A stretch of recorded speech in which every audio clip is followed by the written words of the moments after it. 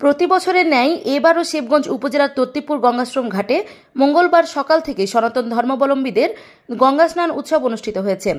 এখানে হিন্দু ধর্মাবলম্বীরা পাপমোচন ও পূর্ণতা লাভের আশায় মাকড়ি সপ্তমী তিথিতে গঙ্গা স্নানে আসেন।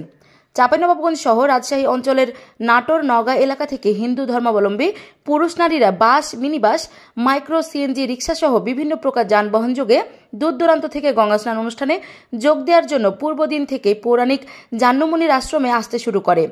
প্রায় নারী বাড়ি ফেরার সময় নানা ধরনের মাটির পাত্রে সযত্নে গঙ্গার পবিত্র জল নিয়ে যায়। তারা বিশ্বাস করে এই স্নান করলে মানব জীবনের পাপমোচন ও অকল্যাণ দূর হয়।